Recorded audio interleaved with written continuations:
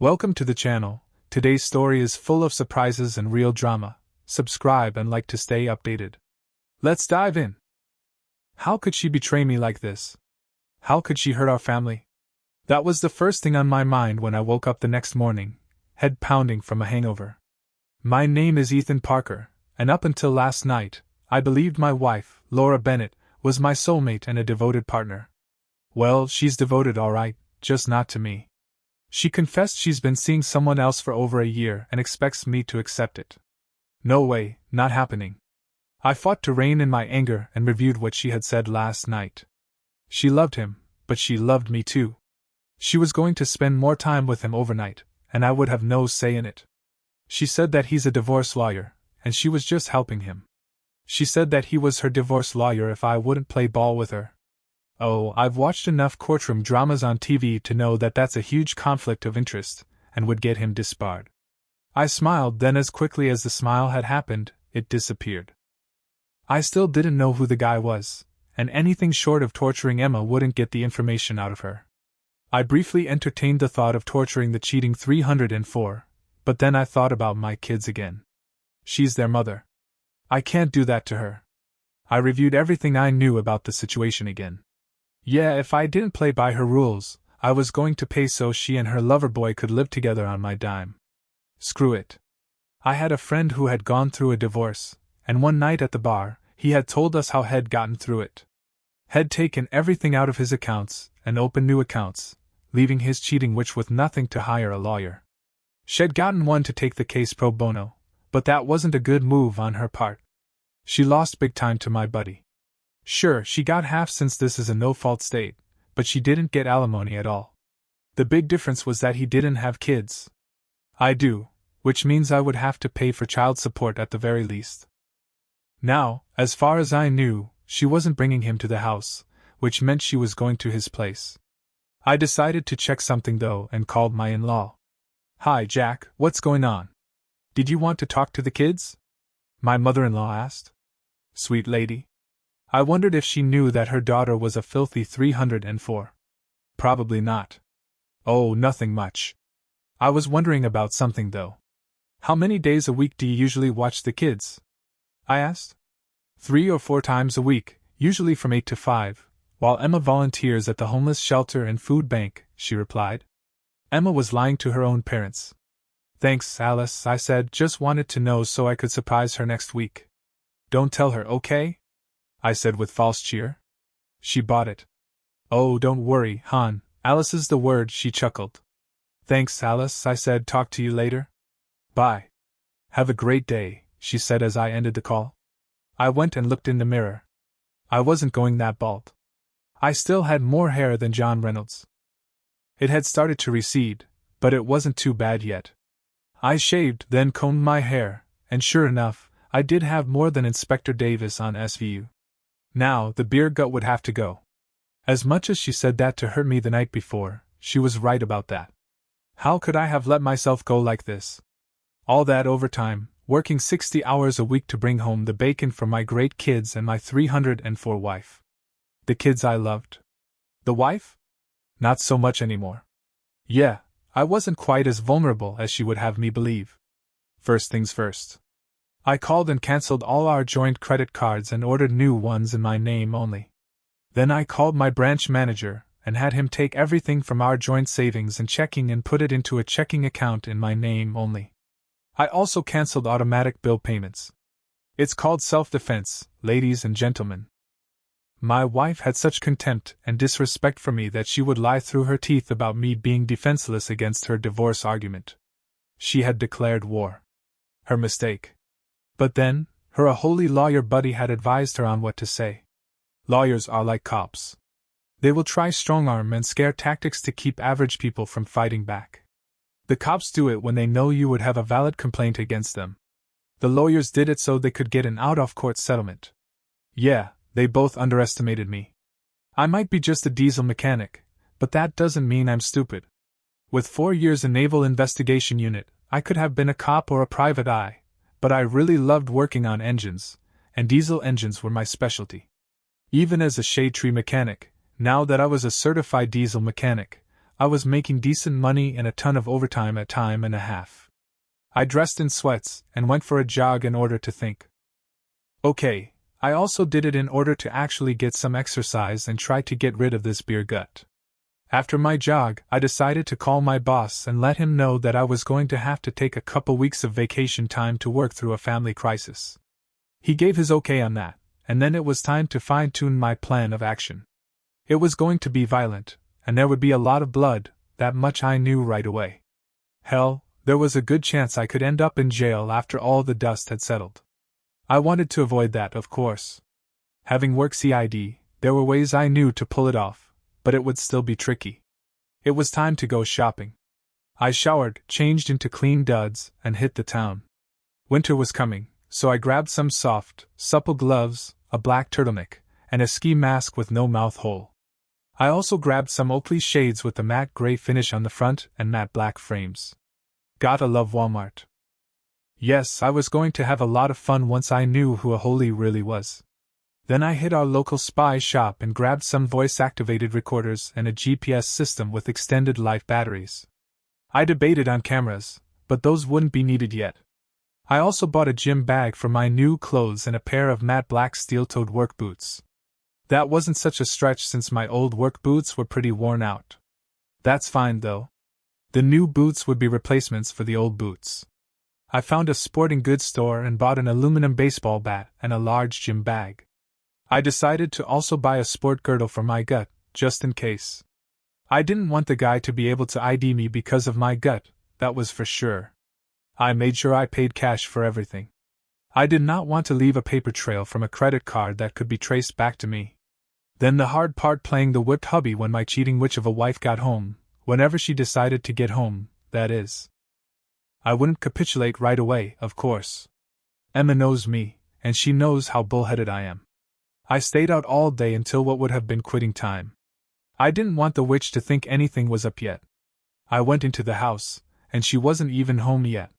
Well, screw it. I tried her cell phone, but it was turned off and went straight to voicemail. I left her a message that it was urgent, and she needed to call me immediately when she was able. I said the time and date and told her that she needed to call me ASAP. It was time to mess with her head a little bit. She called 2 hours later, and the kids were still at their grandparents' place. She sounded out of breath. "Jack, what's going on?" she asked in a worried tone. I decided to sound broken up a bit. "Come home, Emma. It's about the kids. Please, just come straight home," I sobbed a bit for effect, then hung up. Emma came straight home and burst into the room from the garage less than 10 minutes after I'd called her. She saw how pale I looked. "What's going on, honey? Where are the children?" she asked, her eyes full of fear. "What do you care?" I snapped. "You were too busy with your lover to worry that your children could have been hurt or dying." My voice was full of venom, and my eyes were full of hatred. Oh, the marriage was over, but I was going to screw with her head something fierce before it was all over. 2 hours, Emma? Your phone was off for 2 hours after I got home from work and called you. What if the children had been hurt? What then? Is he that much more important to you than your own children? Emma collapsed on the couch in the living room and held her face in her hands. She was sobbing pitifully. What if, instead of the children, I would have been killed? Would you care as much, Emma? I asked in a lower tone of voice. Would you care at all, or just call your parents to tell them to keep the kids longer so you could have even more time with your boy toy? She looked up at me, her eyes red from crying, but still defiant. It's not like that, Jack. You know it's not like that, she sobbed. I can't believe you would do that to me. I can't believe you would use your own children as weapons against me. I slowly shook my head. I wasn't, Emma. I just wanted to let you know what could have happened. How you would be 2 hours late for something important, and have to explain to everyone why you were 2 hours late. Would you lie or tell the truth? You said you wanted to keep this secret from our families? How are we supposed to do that when your cell phone is turned off? What if your parents had heart attacks and the kids were trying to reach you? What then, Emma? I can't believe you would do this to me, she shrieked, her face gone red with unbridled rage and just a twinge of guilt. It seemed that guilt was the main source of her rage. I didn't do this to you, Emma. You did it to yourself when you took up with your little boyfriend. I miss my wife, and the kids miss their mommy, I said, still keeping my voice low and even. They love their grandparents, but they love you more. That caused her to pale a bit. She knew deep down that I was right, but her stubborn pride would no more allow her to admit it than it would allow her to ever admit I was right about something. Well, since they're fine, and going back after I shower, she sneered at me. Just remember, you try to divorce me, I will leave you ruined and broken. There is a God, I thought as she wandered back towards our bedroom to shower in the master bath. I acted quickly, grabbing the GPS and one of the voice-activated recorders and heading out to her car. I planted the VAR under her seat and the GPS under the passenger seat. I had the receivers for both on me so I could know where she went and what she was saying, either on the phone or talking to herself. The signal range was a good 10 miles. She would have to be all the way on the other side for me to lose the signal, and from when she called until she showed up, he did not live all the way on the other side of town. Oh, dip. The fucker's day of reckoning was coming, and it was coming very soon. Once the devices were planted and my receivers were tested, I pocketed the voice receiver and placed the GPS receiver in my Toyota Tundra diesel. I love that old truck. I was inside sitting with my head in my hands as Emma came out dressed to kill. I looked up at her. Emma, I'm begging you, please don't do this to me. Don't do this to your family. Her expression softened. I'm sorry that you can't understand, honey. I really do love you, but he needs me. She gave me an apologetic smile. No, Emma. If you were sorry, you wouldn't go. You would still be a faithful wife instead of sleeping with a man who is not your husband. I gave it to her straight. You have to understand, honey. I have to do this. He needs me, she whined again. Your family needs you, Emma, I emphasized family to her. Or do you no longer care about me and our children? The 3 children who were made from our love for each other? Remember them? They're the best of both of us, Emma. We made them together. Honey, I love you and our children, but he needs me right now. I promise that tomorrow I'm all yours. She smiled as if that would make it all better. Now was the time to play the part one had been psyching myself down for. Okay, but I don't like this. I shook my head in resignation with a sigh of defeat. The look of triumph that came to her face was quickly replaced by a condescending smile. Don't worry, honey. I love you, and I will always be yours. This is just temporary, she said. Okay, but like I said, it will be a long time coming before I am okay with you doing this, Emma. I shook my head again as she walked towards the garage. She was right. This is just temporary. Temporary until Loverboy has been dealt with. Then let her see how much she likes him when I'm done. As soon as she left, I went and grabbed the aluminum baseball bat, my old Bowie knife, and my blowtorch. I grinned evilly as I climbed into the cab of my Toyota and turned on the GPS and VAR receivers. She had the radio on, and I could hear her humming a happy tune along with the radio. I slipped the torch, knife, and bat into the gym bag as I gave her a 5-minute head start. I saw by the GPS that she was only a few miles away, so I gunned my truck to life and headed over there. I pulled up to the house where she had just parked her car in his garage. She even had a garage door opener for his place. Jesus, she might as well be married to him instead of me.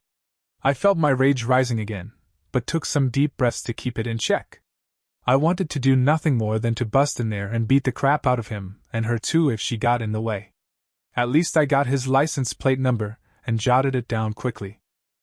I always carry a pen and small notebook with me as an old habit from my time in Naval Investigation Unit. I also jotted down his address. No, this would take some proper planning. I made sure that my gear was squared away. I got in the back of the cab and changed into my redneck ninja gear, as I came to think of it. I put on the girdle so my gut wasn't showing, pulled on the gloves to get rid of any fingerprints, and the sweater over that. I put on the black jeans and pulled the ski mask on over my face. This would just be recon tonight. Tomorrow would be a different matter, however. I then pulled around to the mouth of the alleyway behind the houses. I stopped a few houses down from Loverboy's and slipped out quietly. I left the bat inside the cab and went in silently through his alley gate. No problems so far. I kept my eyes open, scanning for any alarm systems. None so far. I went low and ran to the closest window. There was light from inside, and it was damn near pitch black outside. That would give me an advantage too. I stopped just below the window and peeked over the sill. What I saw made my blood boil. The guy was sitting there, stroking himself, while my wife gave him a little strip tease. I was now damn glad that I hadn't brought the bat with me, as I would have busted in the window and then busted his head open with my impression of Mark McGuire. I took several deep breaths to calm myself. I listened intently for any clues as to who he was. That's it, baby. I love it when you dance for me. You like that, honey? Do you like it when I strip like a little 304 for you? I really had to maintain my self-control now.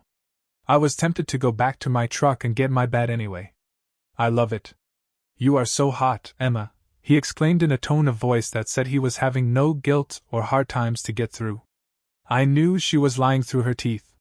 So are you, Jim, she giggled. Jim, huh? Well, Jim, I think that very soon you're going to wish you had never even heard of Laura Bennett. I had heard enough. I left before I did anything stupid.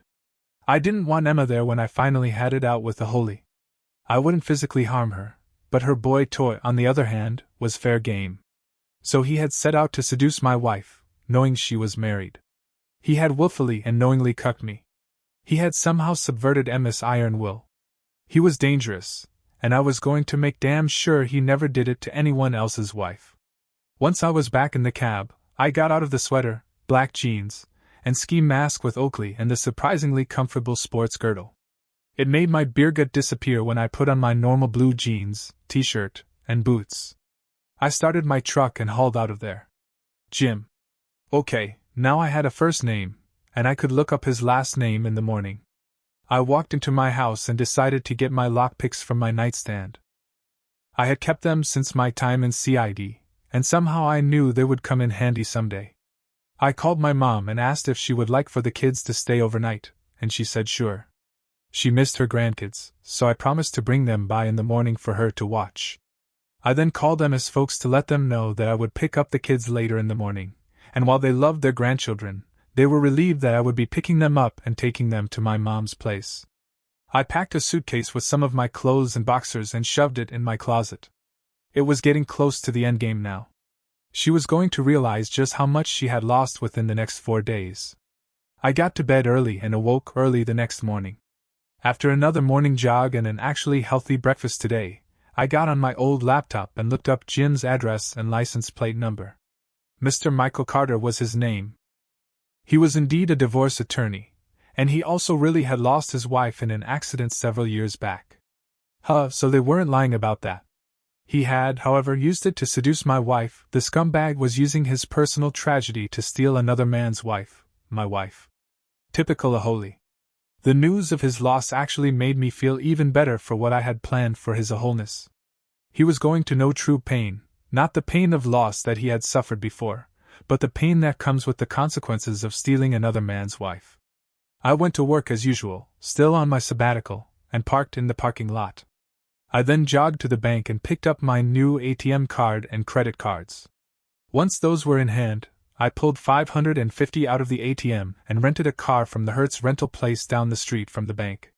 The car I rented was a nondescript sedan, and with my gym bag transferred from the truck to the car, I parked down the street from Loverboy's house. I then used my cell to call Emma. Surprisingly, she picked up after the first ring. Jack, what's going on? Aren't you at work? Yeah, just on a short break right now, I lied. I was wondering how long you were going to let the kids stay at your parents' house. Until Thursday. Why? She asked. Well, then you won't mind if my mom watches them for a while. They're her grandkids too, and she misses them, I said in a reasonable tone. I was getting better and better at hiding my resentment. Okay, I have no problem with that, she said nonchalantly. The fact that she was giving in that fast was different, and worried me a little. Sounds good. I'll have Alice pick them up shortly, I lied again. Can I expect some of your loving at home tonight when I get off work? I asked in a hopeful tone. There was a long silence before she spoke again, and I realized she had muted her cell's microphone. I guess so. It's only fair, after all. I told you that I was all yours tonight, she said in her even tone that said she really didn't want to. Well, soon she wouldn't really have a choice, I thought. Then her mood and tone lightened somewhat. Does this mean that you're actually seeing things my way? I had to swallow my bile before answering with another convincing lie. Let's just say I'm leaning that way, but I do want equal time with you, if that's not too much to ask. Oh honey, I'm so happy that you're thinking clearly now, she exclaimed. Oh, she had no idea how clearly I was thinking. Let's not jump the gun now, baby, I replied, still playing the reluctant participant. We still need to talk tonight when you get home, but I'm going to want you for the whole weekend. I have something special planned for us. That sounds good, she said, her tone quite a bit lighter now that she thought I was going to go along with her. Well, if you can pull away from him early, I want you showered and clean for me when I get home from work. I'm going to take off a bit early tonight so I can get home to you. I've missed you, baby. I sounded convincing even to myself, and that made me want to hurl. However, the last couple of days of jogging, eating right, and not drinking had helped my stamina quite a bit. I think she would definitely be pleased with me tonight. My beer gut was definitely less than it had been just a few days earlier. Honey, I always shower and clean after I've been with him. I wouldn't disrespect you so much as to make you have sloppy seconds, she laughed, and I knew she was lying about that too. Well, I'm going to go down on you tonight, baby. I want you to taste good and fresh for me, I laughed too. Don't worry, honey, I will, she said. I'll see you tonight. She ended the call, and I put my cell phone back in my pocket. I changed quickly in the back seat of the sedan, and once again, I was the redneck ninja, only without my ski mask and shades on yet. I slumped down in the car to wait. I was parked the opposite direction from where she would go to get home, but I couldn't be too careful. Emma isn't stupid, at least as far as that goes. She was stupid to think that I would just roll over for her, however. I started the car and pulled into the driveway of the abandoned house a few doors down and across the street from Jim the Aholi's place. I maneuvered the mirror so I could easily see his driveway and garage and slumped down in the seat to wait. I was prepared to wait for hours if necessary. Emma surprised me when she left after only a few hours. She texted me and said she was leaving now and would be home clean and fresh and waiting for me. I smiled grimly, then backed out of the driveway and followed her at a safe distance. I wanted to make damn sure she wasn't lying to me. Sure enough, she pulled into our driveway 10 minutes later, and I just drove on by and back to his place. I parked in the alley behind the houses again and slipped in through his back gate as I had done the previous night, only this time I had my bat on me, and it was going to get a workout. I made sure my ski mask and shades were on and decided that it was indeed time. I looked in his bedroom window, and Loverboy was asleep. I smiled grimly, then tried the back door. It was unlocked, so I didn't even need to pick the lock. What an arrogant Aholi. Fine by me. Now, some of my favorite movies are the Dark Knight trilogy starring Christian Bale, Michael Caine, and a bunch of other great actors. One of the parts one liked the most was how he would change his voice as Batman. I was planning to do the same. I had my full redneck ninja thing going on now, and when I walked into his bedroom, he was still out like a light. Apparently, he had spent all night having sex with my wife. Well, that was going to end now. I dropped the gym bag, took the bat out, cleared my throat loudly, and he opened his eyes. Clearly at first, then he saw the bat in my hands and freaked out. I brought the bat down on his knee first, shattering his kneecap. Enemy mobility was now greatly compromised. He screamed, and I brought the bat down again, shattering his other kneecap. Enemy mobility was now nil. I smiled under my mask. I lowered my voice to a growl. How does it feel, Loverboy? Jack is a friend of mine, and he even told me not to do anything to you if I found out who you were. Unfortunately for you, I have my own sense of justice. I punctuated this with a swing to his balls and heard bone crack as his pelvis broke.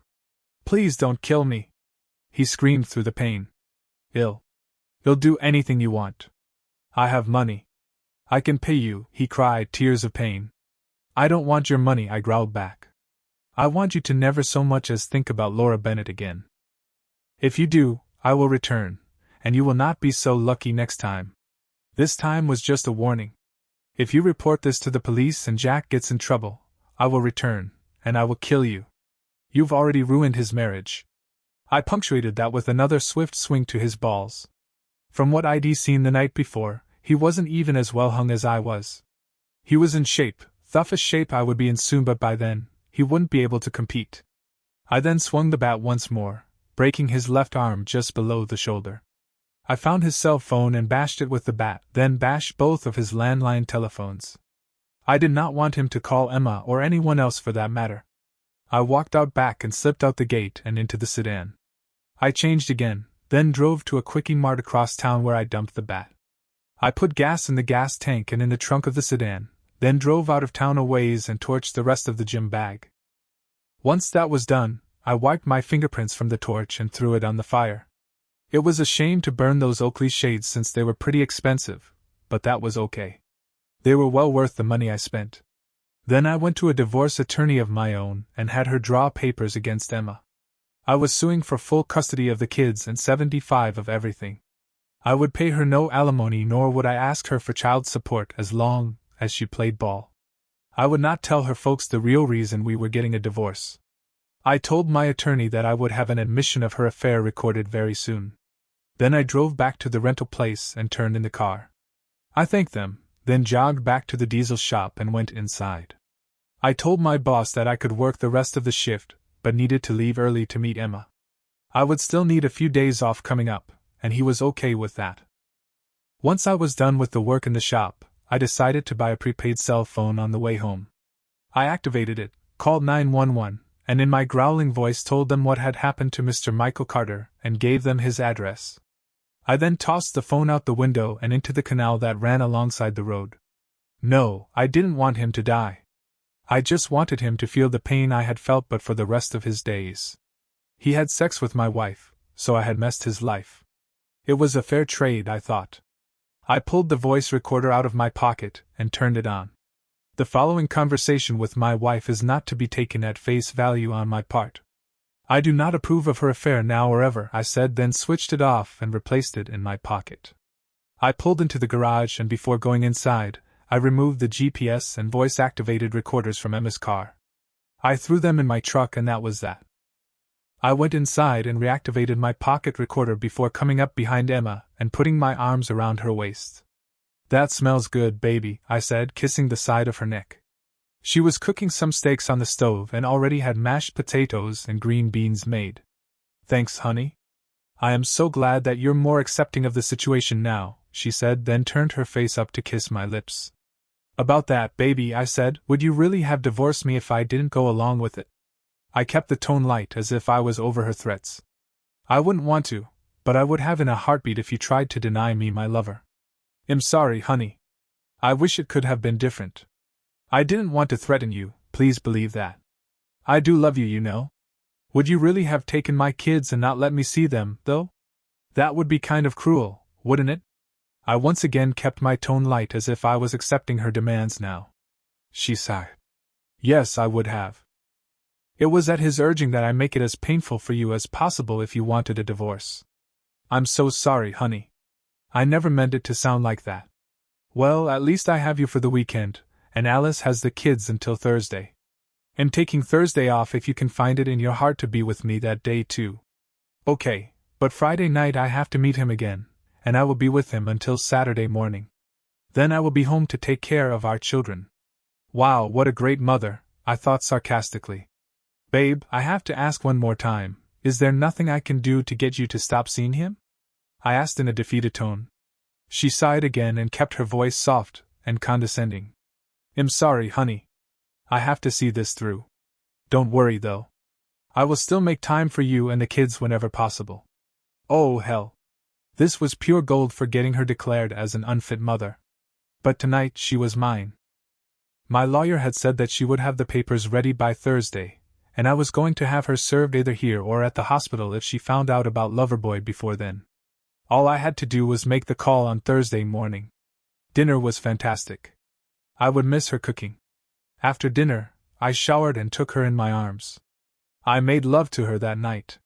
Did her hard and fast. That was something we hadn't done in a very long time. She climaxed over and over, thanks to my improved stamina and lack of alcohol. I did her good. I did her deep. She was cross-eyed after some of the most intense climaxes she'd ever had. So I wasn't good in bed, was I? Well, now I was going to show her just how good I could be. I popped a Viagra and started again, but that wasn't all. I marked her.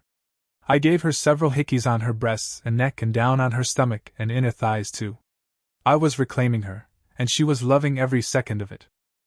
It was only after we were done and she went to the bathroom that she screamed in shock at the marks I had left on her. She came storming back into the bedroom where I was laying with a serene smile on my face. How can I possibly see him now? He doesn't want me marked, she shouted, her face an incredulous mask. Well, you're my wife, and I want you marked as mine. If he doesn't like it, that's not my problem, I shrugged. You never said not to, and you sure enjoyed it while I was doing it to you. That actually shut her up. Her face softened as she sat on the bed and took my hand. Jack, that was the best we've ever had and even better than with him. Wow. I knew she wasn't just stroking my ego now. She had climaxed more times in the last 4 hours than she ever had before. And sure, I could feel the difference from when she used to fake them for my benefit. Okay, so I wasn't that good in bed before, but now I had some motivation to make it as good for her as I could make it. It seemed to have worked. Emma, I just pray it's enough to get you to stop seeing him. I love you and want to spend the rest of my life with you. All I ask is that you try to see my point of view here. You've been with this guy for over a year now, and I just want my wife back, I said, my eyes pleading with her. Here it was, endgame. I had become damn good at hiding my emotions but had sex with her with anger instead of tenderness, hatred instead of love. But damn it, I deserved an Emmy, a Golden Globe, and an Oscar for putting up with her. Oh honey, I'm still your wife. I love you so much. Just a few more months, and this thing will have run its course. Then I will be all yours again, she smiled happily at me. It wasn't condescending like it had been. She had been prepared before, just in case I decided to divorce her. Now she would get blindsided. Good. The next day, she was like the Emma I had married again. She cooked, cleaned the house, and actually initiated sex with me that night. I told her that I had taken Saturday off and Thursday too so we could be together more. She was actually having fun with me. I admit I was having fun with her too, but now that I had seen her true colors, I wasn't going to be drawn in again by her facade. That night, I renewed the marks I'd made on her Friday night, and she didn't even protest afterward. It wasn't until Thursday that hit the fan. I pleaded with her one last time not to go back to him. Instead, she grabbed her cell phone and took it into the living room. I told her that I was going to pick up the kids, and she said that was fine. I went and picked up my boy and 2 girls from Alice's house, and she thanked me for letting them stay with her. On the way home, we stopped at Pasta Haven, and I bought them lunch. They loved it. Sure, it's not McDonald's, but oh well, the food tastes a lot better than Mickey D's. We were just getting ready to leave when my cell phone rang with Emma's ringtone. Hey babe, miss me already? I said with a chuckle into the phone. I took the kids to BK for some lunch, and we're on the way home now. Jack, what is the meaning of this? She screamed. Oh, did I fail to mention that she had been served while I was picking my kids up? Oh, you must have gotten the papers, I said.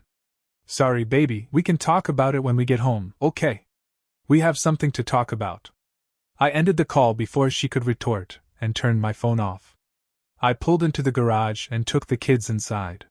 They were hanging all over me, and Emma, in spite of the divorce papers, was actually happy to see them. They ran to their mommy and asked her where she had been. She made up the usual lie that she was volunteering a lot, then actually told the truth when she said that we had a special mommy and daddy only weekend. I told them that they should go play in their rooms as Alyssamy and I needed to talk. Once they were out of sight, I took Emma into the basement. Okay, now the kids won't hear us, I said. Emma, I'm going to divorce you. I'm sorry, but I can't take this anymore. I have asked you time and time again not to continue this affair, and now I have your own admission of the affair on tape. I will be sending that tape to my attorney, and she will submit it into evidence. As you could see from the divorce papers, I am suing for full custody, and the fact that you have been neglecting your family will come out at the trial. You also admitted that your lover was more important to you than your children. You will most likely be deemed an unfit mother thanks to your affair with whoever he is. If he's acting as your attorney, I'm pretty sure that he will be disbarred. According to my own attorney, it's a severe breach of ethics for a lawyer to sleep with his or her clients, especially in the case of divorce. She was stunned. Her mouth hung open as she struggled to find the words. But I thought you were okay with it now, she exclaimed incredulously. Emma, I realize now that I never knew you. I also realize now that you never knew me. I did everything I could over the years to make you happy. I bought you this house, I bought you your car, I bought you a lot of your jewelry. I spent more than we could really afford, but I made up for it with the overtime. Everything I did was to make your life and our kids' lives better. I'm sorry now that I couldn't do that and show you all the affection and love that I should have. I really did love you, Emma. Unfortunately, your affair killed that love that I had for you. I never said I was okay with it. You know I gave you one final chance this morning to give him up completely. I begged you to do it. If you had, I wouldn't have had you served this morning. Instead, you called him before I went and picked the kids up. I know you were. I'm sorry for this, Emma, I shook my head ruefully. I was lying through my teeth, of course. I didn't want her to know that I had been plotting this all along. In the divorce decree, I offered you generous visitation with the kids, either under my supervision or Alice's or Edward's supervision. The next part would be difficult, but I had to inform Alice and Edward of the impending divorce. I called Alice first and let her know that I would be moving out and had filed for divorce from Emma. I explained the entire situation and told her that I had recorded her admission of the affair and how she put her lover before her husband and children.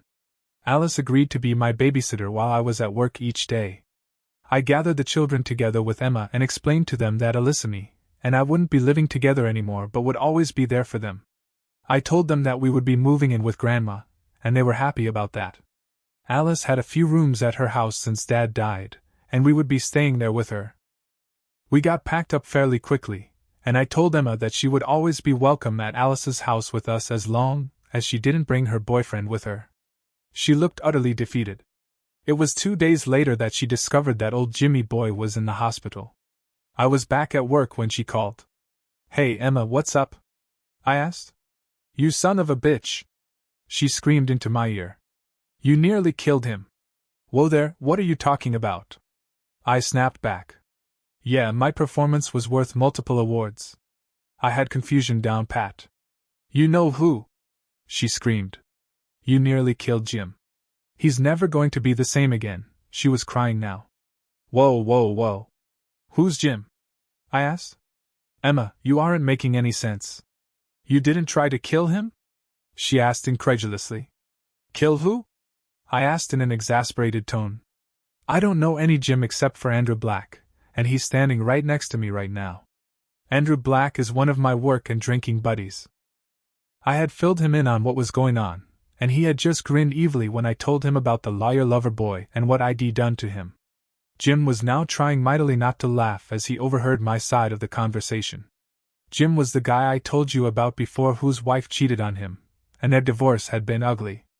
"Oh my God," she exclaimed as she realized that I wasn't going to admit it, and that she couldn't prove that I did it. "Susan, is some guy named Jim your boyfriend?" I asked calmly. "If he's almost dead, it couldn't be Jim here. The only thing likely to kill Jim here is a heart attack." I grinned at Jim, who couldn't hold his laughter anymore, and ran into the office. "Well, he said he was attacked, but he didn't know who did it," Emma admitted between sobs. "He had his balls crushed." "Oh my God," I acted honestly. "If he was the man who stole you from me, then I can't say that I'm sorry to hear that, Emma. God's honest truth, I didn't have anything to do with what happened to him, but I would love to buy whoever did it a beer. Did you ever think that he'd seduce someone else's wife too? You couldn't be with him all the time, you know." The seeds of doubt had been sown. I smiled. "You don't think he would?" she started, but I interrupted. "Why not?" I asked. "You said yourself that he was depressed because his wife died. He used that to seduce you, Emma." "No, it wasn't," she stopped, then thought about it. She took a while to think of everything that had happened in their affair. "Oh my God, you're right!" she shrieked. "That a holy..." Suddenly, the heavenly chorus declared through Emma's voice that I was right. She, who never admitted that I was right, had now done so. "Emma, mark this day on the calendar for me, the day you actually admitted that I was right about something." I laughed out loud. Yeah, she didn't like that. In spite of the fact that she didn't like it, she didn't fight me on the divorce. Alice testified that she could provide babysitting services for my children while I was at work, and the judge took everything into account, including the pattern of behavior over the past year that Emma had been having the affair with Jim Stevens. While she had left the kids with responsible adults, she had done so in order to carry on her affair in secret. The judge didn't quite declare her unfit but put me as the primary custodian.